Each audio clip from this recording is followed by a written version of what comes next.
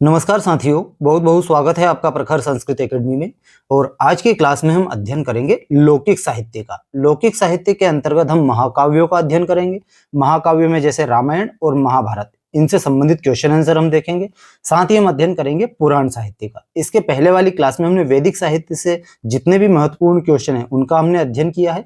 आज की क्लास में हम अध्ययन करेंगे लौकिक साहित्य का। आइए शुरू करते हैं आज की क्लास। बहुत बहुत स्वागत है आपका। हमारा पहला क्वेश्चन है, रामायण में कितने श्लोक है? तो रामायण में 24,000 श्लोक है। चतुर्विंशति सहस्री संहिता किसे कहा जाता है? चतुर्विंशति सहस्री का मतलब होता है 24,000 जिसमें श्लोक है, वो संहिता किसे कहा जाता है? तो वो कहा जाता है रामायण को। रामायण में सर्वाधिक प्रयुक्त छंद कौन सा है? तो रामायण में जो सर्वाधिक प्रयुक्त छंद हुआ है वो है अनुष्टुप छंद। अगला क्वेश्चन है, रामायण का अंगिरस कौन सा है? तो रामायण का अंगिरस है करुण रस। रामायण के किस कांड में सर्वाधिक सर्ग है? तो रामायण में जो युद्ध कांड है उसमें सर्वाधिक सर्ग है। कितने सर्ग है? 128 सर्ग। राम के राज्याभिषेक का वर्णन किस कांड में है? तो वो युद्ध कांड में है। याकोबी, वेबर आदि के अनुसार कौन कौन से कांड रामायण में प्रक्षिप्त है? तो उन्होंने बालकांड और उत्तरकांड को प्रक्षिप्त माना गया। किन्ने? याकोबी, वेबर इत्यादि के अनुसार। रामायण का प्रथम एवं प्रामाणिक संस्करण माना जाता है तो वो है दाक्षिणात्य संस्करण। अयोध्या कांड के अनुसार राम, लक्ष्मण और सीता ने वाल्मीकि से कहां पर भेंट की थी? तो वो चित्रकूट के समीप। सर्ग बंधो ही महाकाव्यम लक्षण का प्रथम एवं सुंदर उदाहरण है तो वो है रामायण। रामायण में क्या है? सर्ग बंध है।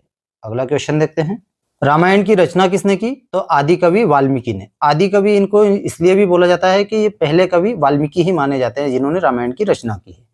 रामायण का विभाजन किसमें किया गया है? तो कांडों में। रामायण में कितने कांड है? तो रामायण में 7 कांड है। रामायण के कांडों के नाम क्रमानुसार है। तो देखिए, सबसे पहले बालकांड, दूसरा अयोध्या कांड, तीसरा अरण्य कांड, चौथा किष्किंधा कांड, पांचवा सुंदरकांड और छठा युद्ध कांड और सातवां जो है वो उत्तरकांड है। रामायण में कांडों का विभाजन किया गया है तो वो सर्गों के अंतर्गत किया गया है। रामायण में कितने सर्ग उपलब्ध होते हैं? तो 645 सर्ग रामायण में हैं। आदि काव्य किसे कहा जाता है? तो आदि काव्य रामायण को कहा जाता है। और आदि कवि किसे कहा जाता है? तो महर्षि वाल्मीकि को। रामायण के प्रत्येक 1000वें श्लोक का प्रथम अक्षर किस मंत्र के क्रमिक अक्षर से प्रारंभ होता है? तो वो गायत्री मंत्र के अक्षर से। तो देखिए, रामायण में कितने श्लोक है? तो 24,000 श्लोक है। 24,000 श्लोक में प्रत्येक 1000 श्लोक पर गायत्री मंत्र का उच्चारण हुआ, यानी गायत्री मंत्र में कितने अक्षर हैं? 24 अक्षर। अभिनव गुप्त ने सिद्ध रस के संबंध में किस ग्रंथ का उदाहरण दिया है? तो वो रामायण का उदाहरण दिया है। दोस्तों, कॉम्पिटिटिव एग्जाम से संबंधित जितने भी महत्वपूर्ण क्वेश्चन है उन सबको मैंने यहाँ लाने का प्रयास किया है। हम देखते हैं अगला क्वेश्चन, आदि कवि किसे कहा जाता है? तो आदि कवि कहा जाता है वाल्मीकि को। रामायण के किस कांड में सबसे कम सर्ग है? तो वो किष्किंधा कांड में है। कितने सर्ग है? 67 सर्ग। राम के विवाह का वर्णन किस कांड में है? तो राम के विवाह का वर्णन है बालकांड में। रामायण का रचना काल पाश्चात्य विद्वानों के अनुसार कितना माना जाता है? तो ये 5वीं शताब्दी पूर्वार्ध माना जाता है। मां निषाद श्लोक जो प्रसिद्ध श्लोक है वो किस कांड में उपलब्ध होता है? तो वो होता है बालकांड में।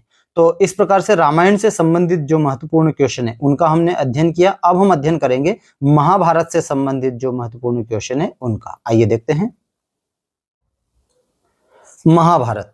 महाभारत के लेखक कौन है? तो कृष्णदेवपायन। इनका नाम वेदव्यास है, यानी वेदव्यास जी का दूसरा नाम कृष्णदेवपायन भी है। अगला क्वेश्चन देखते हैं, महाभारत के प्रथम पर्व का नाम क्या है? तो महाभारत का प्रथम पर्व है वो आदि पर्व है।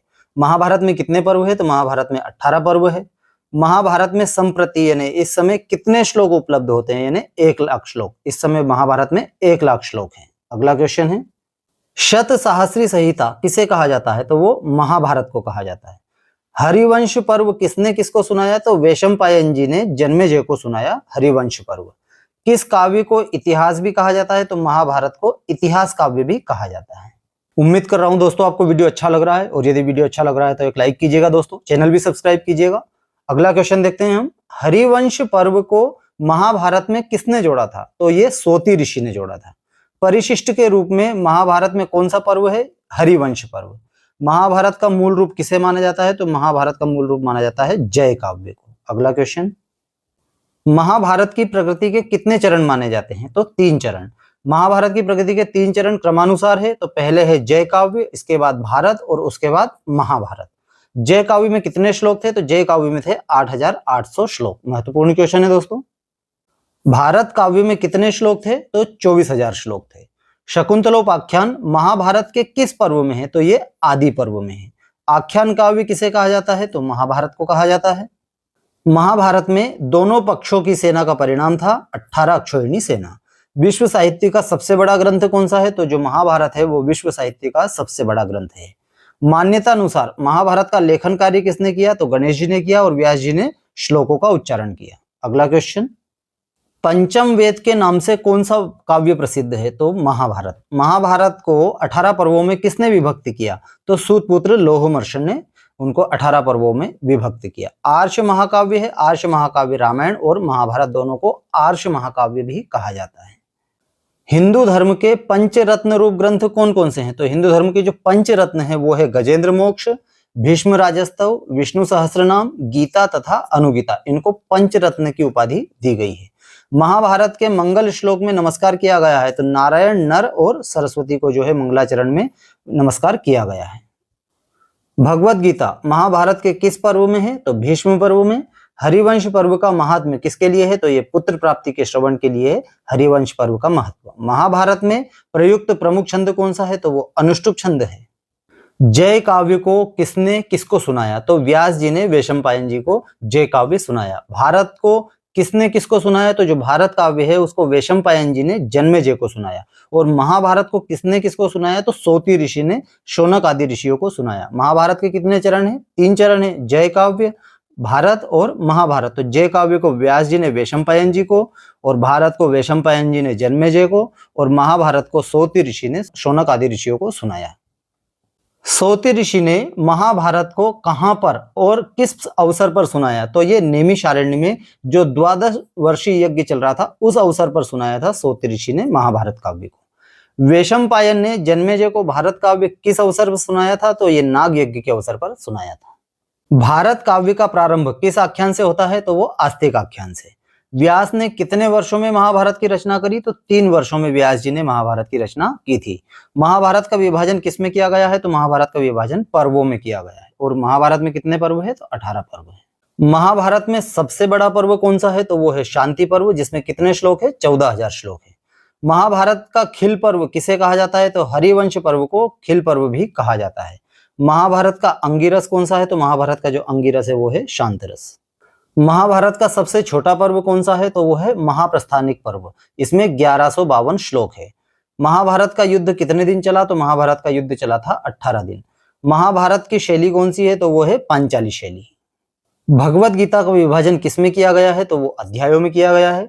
भगवत गीता में कितने श्लोक है? तो 700 श्लोक हैं। रामोपाख्यान किसने किसको सुनाया? तो वो मार्कंडेय ऋषि ने युधिष्ठिर को सुनाया था रामोपाख्यान। अगला क्वेश्चन है दोस्तों, भारत सावित्री महाभारत के किस पर्व में है? तो स्वर्गारोहण पर्व में है। महाभारत में किस वैदिक छंद का प्रयोग हुआ है? तो वो त्रिष्टुप छंद का हुआ है। त्रिष्टुप छंद वैदिक छंद है। महाभारत का सार किसे कहा जाता है? तो वो भारत सावित्री को महाभारत का सार कहा जाता है। महाभारत का प्रारंभ किसके वर्णन से प्रारंभ होता है? तो ये वैवस्वत मनु के वर्णन से महाभारत का प्रारंभ होता है। महाभारत के अंतिम पर्व का नाम क्या है? तो वो है स्वर्गारोहण पर्व। विश्वकोश के नाम से कौन सा काव्य प्रसिद्ध है? तो वो है महाभारत। महाभारत के वन पर्व में जो उपाख्यान है उनके क्या नाम है? तो वो नलोपाख्यान, रामोपाख्यान, सावित्री उपाख्यान और मत्स्योपाख्यान और शिवी उपाख्यान। ये जो महाभारत के वन पर्व में है ये प्रसिद्ध उपाख्यान है। पराशर गीता तथा हंस गीता महाभारत के किस पर्व में है? तो ये शांति पर्व में है। हरिवंश पर्व में किसका जीवन चरित वर्णित है? तो ये कृष्ण का जीवन चरित हरिवंश पर्व में वर्णित है। उपजीवी महाकाव्य कौन से हैं? तो रामायण और महाभारत। भगवत गीता में कितने अध्याय है? तो भगवत गीता में 18 अध्याय है। यदि हास्ति तदन्यत्र यन्य हास्ति न तत्क्वचित किस काव्य के संदर्भ में प्रसिद्ध है? तो ये महाभारत काव्य के संदर्भ में प्रसिद्ध है। यानी यहाँ पर जो है वो सब जगह उपलब्ध है और जो महाभारत काव्य में उपलब्ध नहीं है वो कहीं पर भी उपलब्ध नहीं है। ये महाभारत के संबंध में बताया गया है। तो इस प्रकार से दोस्तों हमने महाभारत से संबंधित जो महत्वपूर्ण क्वेश्चन है उनका हमने अध्ययन किया है। अब हम अध्ययन करेंगे पुराण साहित्य का। पुराण साहित्य में हमारे जो 18 पुराण हैं और जो उप पुराण है उनका भी हम अध्ययन करेंगे। आइए देखते हैं पुराण से संबंधित महत्वपूर्ण क्वेश्चन। पुराण साहित्य, पुराणों के प्रवक्ता कौन है? तो पुराणों के जो प्रवक्ता है वो है सूत जी। अगला क्वेश्चन है, व्यास ने पुराण विद्या का ज्ञान किसे दिया था? तो वो लोहमर्षण ऋषि को दिया था। पुराणों के कितने लक्षण हैं? पुराणों के जो है वो 5 लक्षण हैं।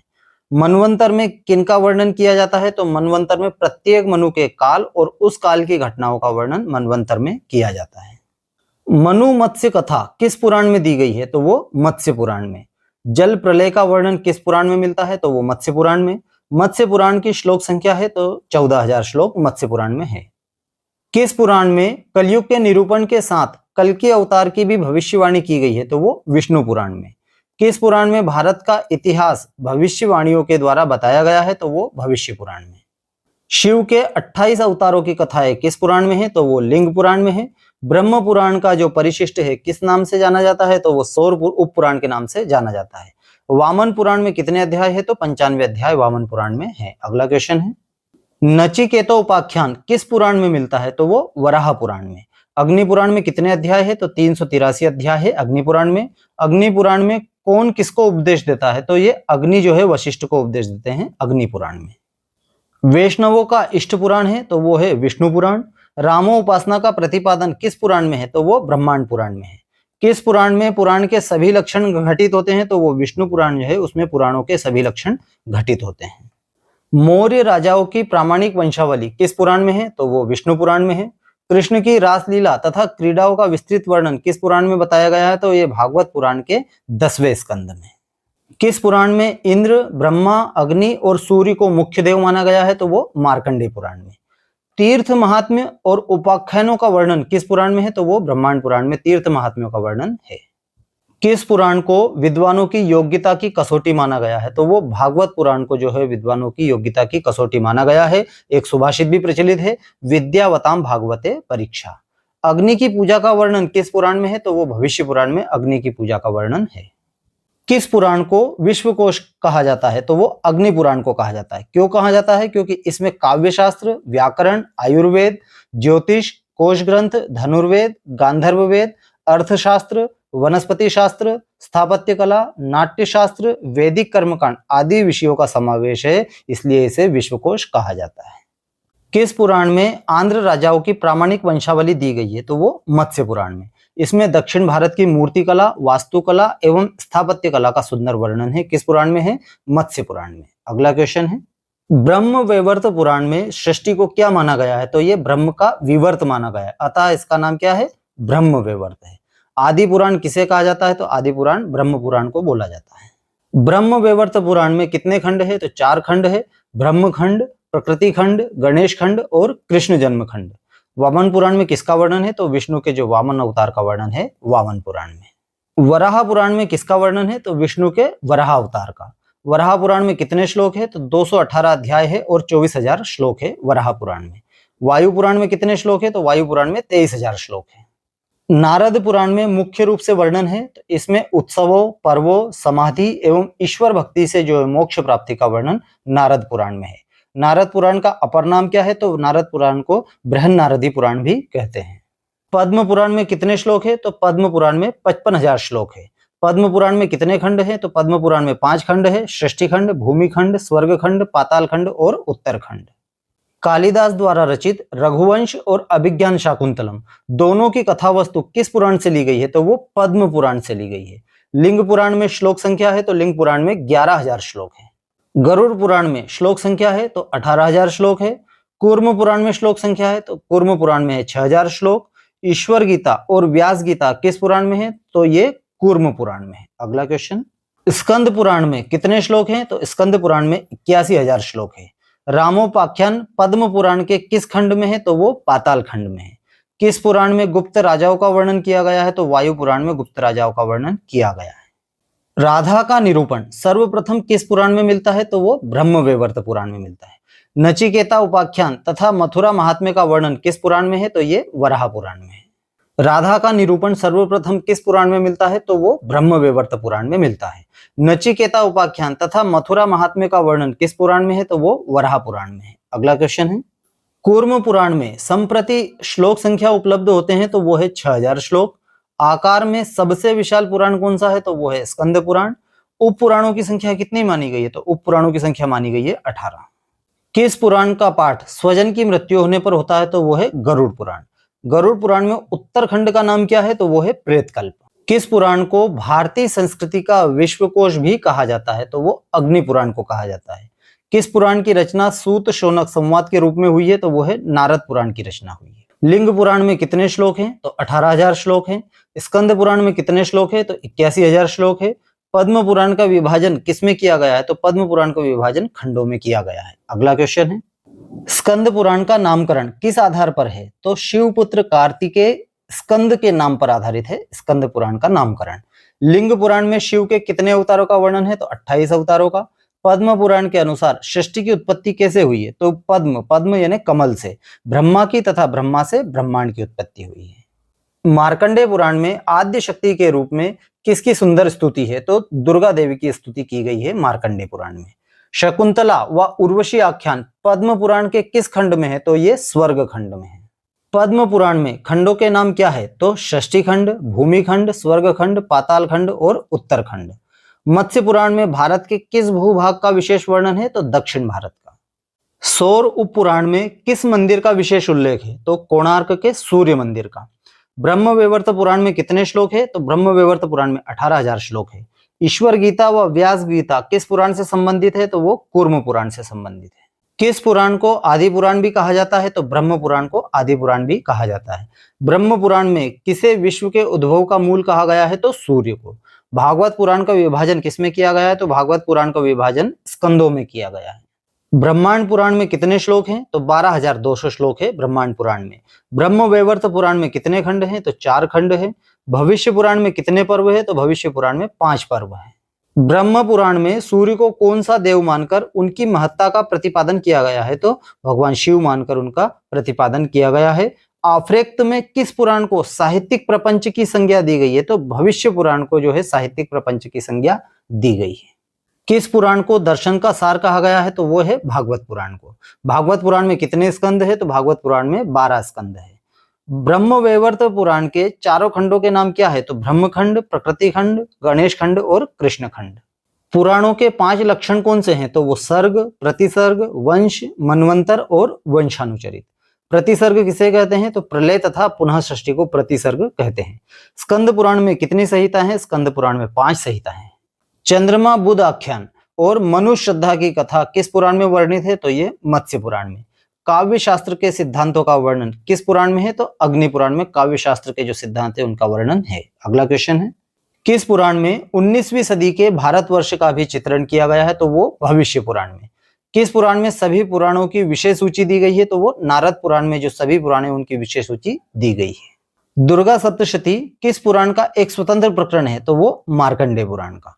वैष्णव धर्म अनुयायी किस पुराण को 5वां वेद मानते हैं? तो वो भागवत पुराण को 5वां वेद मानते हैं वैष्णव धर्म के जो अनुयायी है। अगला क्वेश्चन है, किस उपनिषद के अनुसार इतिहास पुराण वेदों के समान परमात्मा के निश्वास के रूप में निर्गत है? तो वो बृहदारण्यक उपनिषद के अनुसार।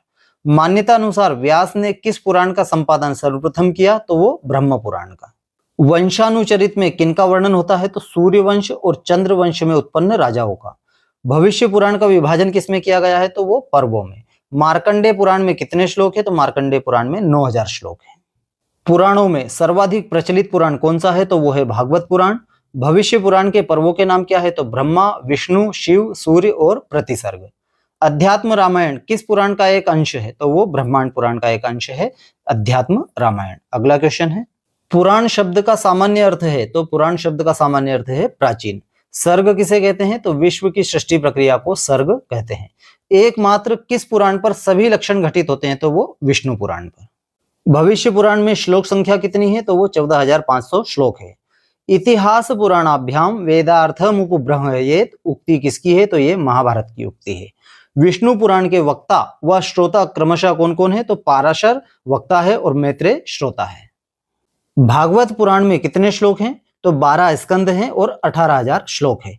श्री कृष्ण की रासलीला तथा क्रीड़ाओं का वर्णन किसमें है? तो ये भागवत पुराण के 10वें स्कंद में भगवान श्री कृष्ण की रासलीला और तथा क्रीड़ाओं का वर्णन है।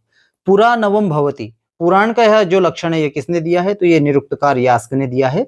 पुराणवम भवति। तो इस प्रकार से दोस्तों पुराण से संबंधित जो क्वेश्चन आंसर है उनका हमने अध्ययन किया। अब संक्षिप्त रूप से जो रामायण, महाभारत और पुराण, इनको हम श्लोकों के माध्यम से भी समझते हैं। कौन से पुराण है, कौन से महाभारत में कितने पर्व हैं, कौन कौन से पर्व हैं और कौन से पर्व में क्या क्या बताया गया है, आइए देखते हैं। रामायण में 7 कांड है। बालकांड, अयोध्या कांड, अरण्य कांड, किष्किंधा कांड, सुंदरकांड, युद्ध कांड और उत्तरकांड। बालकांड के अंतर्गत क्या क्या है? यह रामायण का जो है प्रथम कांड है, जिसमें 77 सर्ग है। इस सर्ग में राम जन्म, राम लक्ष्मण का विश्वामित्र के साथ वनगमन, जनकपुरी में विश्वामित्र के साथ गमन तथा शिव धनुष भंग करके जनक तनया सीता के साथ राम का विवाह तथा अन्य 3 भाइयों का जनक की अन्य पुत्री के साथ विवाह वर्णन है बालकांड में। अयोध्या कांड, काव्य की दृष्टि से यह कांड अत्यंत महत्वपूर्ण है। इसमें 119 सर्ग है। इसमें राजा दशरथ द्वारा राम का राज्याभिषेक, कैकेयी के द्वारा राजा दशरथ को वचन पूर्ति के लिए विवश करना, राम, सीता और लक्ष्मण का पिता की वचन पूर्ति हेतु वनगमन, राजा दशरथ की मृत्यु और ननिहाल से भरत का अयोध्या आना, अपने प्रिय भाई राम को लाने के लिए चित्रकूट प्रयाण, राम भरत का मिलाप आदि प्रमुख घटनाएं इस सर्ग में वर्णित हैं। अरण्यकांड, इसमें 75 सर्ग है। इस सर्ग में राम, सीता और लक्ष्मण का दंडक वन में निवास, ऋषियों द्वारा राम का स्वागत, पंचवटी में राम की जटायु से भेंट और 14,000 राक्षसों का सहित खरदूषण का वध वर्णन है। रावण द्वारा मारीच के माध्यम से कपट योजना द्वारा सीता अपहरण तथा राम का विलाप, सीता की खोज का वर्णन इस कांड में वर्णित है अरण्य कांड में। किष्किंधा कांड, इस कांड में 67 सर्ग है। इस सर्ग में सीता अन्वेषण में तत्पर राम, सुग्रीव आदि से मैत्री, बाली का वध, सीता को खोजने के लिए सुग्रीव का वानरों को आदेश देना, सागर तट पर पहुंचना, हनुमान का अन्य वानरों के साथ सीता की खोज में जाना, हनुमान का समुद्र लांघने के लिए उत्साह प्रकट करना इत्यादि प्रमुख घटनाओं का वर्णन है किष्किंधा कांड में। सुंदरकांड, इसमें 68 सर्ग है। इसमें समुद्र लांघकर हनुमान लंका पहुंचते हैं। वहां अशोक वन में हनुमान द्वारा माता सीता को देखना व वार्तालाप करना, तत्पश्चात लंका दहन व माता सीता की चूड़ामणि व संदेश लेकर हनुमान का वापस किष्किंधा नगरी पहुंचना सुंदरकांड में वर्णन है। युद्ध कांड, इसमें 128 सर्ग है। यह कांड अन्य कांडों से काफी बड़ा है। इस कांड की प्रमुख घटना राम द्वारा रावण का वध, रावण के अलावा मेघनाथ व कुंभकर्ण का वध भी इसी कांड में होता है। इसके बाद राम के सम्मुख सीता का आगमन व राम के संदेह निराकरण के लिए सीता का अग्नि में प्रवेश, विभीषण का राज्याभिषेक होना, वनवास के 14 वर्ष पूर्ण होने पर सीता लक्ष्मण सहित हनुमान व अन्य प्रमुख वानरों के साथ पुष्पक विमान से अयोध्या लौटना, भाइयों का मिलन, राम राज्याभिषेक होना, राम राज्य का वर्णन आदि प्रमुख घटनाओं का वर्णन है। उत्तरकांड, इस कांड में 111 सर्ग है। इस सर्ग में सीता विषयक जना अपवाद सुनकर राम द्वारा सीता का निर्वासन, वाल्मीकि आश्रम में सीता को आश्रय प्राप्त होना, वही लवकुश का जन्म, राम का अश्वमेध यज्ञ, वाल्मीकि का यज्ञ में आगमन और लवकुश का रामायण गान, सीता का शपथ लेना, भूतल से सिंहासन का प्रकट होना व सीता का भूमि प्रवेश, अंत में राम की जल समाधि आदि घटनाएं वर्णित है उत्तरकांड में। अब हम महाभारत का संक्षिप्त रूप से अध्ययन करेंगे। महाभारत में जो 18 पर्व है उनके नाम और उनके बारे में 18 पर्वों में क्या क्या बताया गया है वो हम देखेंगे। श्लोक के माध्यम से देखते हैं। धर्मे चार्थे च कामे च मोक्षे च भरतवर्षभ यदि हास्ति तदन्यत्र यन्ने हास्ति न तत्क्वचित। यानी धर्म, अर्थ, काम और मोक्ष के लिए यदि हास्ति तदन्यत्र, यहाँ पर है, यहाँ पर मतलब यानी महाभारत में है, वो तदन्यत्र वो सब जगह है। और यदि यदेह नास्ति, यदि महाभारत में नहीं है तो वो न तत्क्वचित, वो कहीं पर भी नहीं है। यानी महाभारत में सभी विषयों पर वर्णन किया गया है। अब हम देखते हैं 18 पर्वों के नाम। आदि पर्व, सभा पर्व, वन पर्व, विराट पर्व, उद्योग पर्व, भीष्म पर्व, द्रोण पर्व, कर्ण पर्व, शल्य पर्व, सौप्तिक पर्व, स्त्री पर्व, शांति पर्व, अनुशासन पर्व, आशुमेधिक पर्व, आश्रमवासिक पर्व, मौसल पर्व, महाप्रस्थानिक पर्व और स्वर्गारोहण पर्व। ये महाभारत के जो है 18 पर्व है। 18 पर्वों के नाम निम्नलिखित श्लोक से स्मरण किए जा सकते हैं। इन पर्वों के प्रथम अक्षर यहाँ पर दिए गए हैं। देखिए, पहले हम श्लोक को पढ़ेंगे, फिर उसका अर्थ हम समझेंगे। मद्वयम शद्वयम चैव सद्वयम व द्वयम तथा अश्वो स्त्री भद्रकाश्चैवम आत्रयी भाति भारते। यानी मद्वयम म से दो पर्व, शद्वयम यानी श से दो पर्व, और इसके बाद सद्वयम और फिर स से दो पर्व, वद्वयम तथा और व से दो पर्व। फिर उसके बाद अ स्व, स्व में यहां पर हम संधि करेंगे तो स्व प्लस उ होगा, तो स्व से एक पर्व और उ से एक पर्व। इसके बाद स्त्री भ द्र का, इनसे प्रारंभ होने वाले अक्षरों से एक एक पर्व, और आत्रयी यानी आ से तीन पर्व। इस प्रकार से ये 18 पर्व होते हैं। आगे हम समझते हैं। और देखिए मद्वयम, मद्वयम यानी म से दो पर्व, कौन कौन से? मोसल पर्व और महाप्रस्थानिक पर्व। इसके बाद शद्वयम, श से दो, श से कौन कौन से हैं? शल्य पर्व और शांति पर्व। इसके बाद सद्वयम, स से दो, कौन कौन से? सभा पर्व और सौप्तिक पर्व। आगे देखते हैं। इसके बाद वद्वयम तथा यानी व से दो, कौन कौन से? वन पर्व और विराट पर्व। इसके बाद अ से एक तो अनुशासन पर्व। स्व, स्व में यदि हम देखेंगे तो स्व धन उ, तो यहां पर देखते हैं स्व से कौन सा हो गया? स्वर्गारोहण पर्व, और उ से हो गया उद्योग पर्व। इसके बाद स्त्री, स्त्री से स्त्री पर्व। भ, भ से भीष्म पर्व। द्र, द्र से द्रोण पर्व, और क से कर्ण पर्व। आत्रयी यानी आ से तीन पर्व, आदि पर्व, आश्वमेधिक पर्व और आश्रमवासिक पर्व।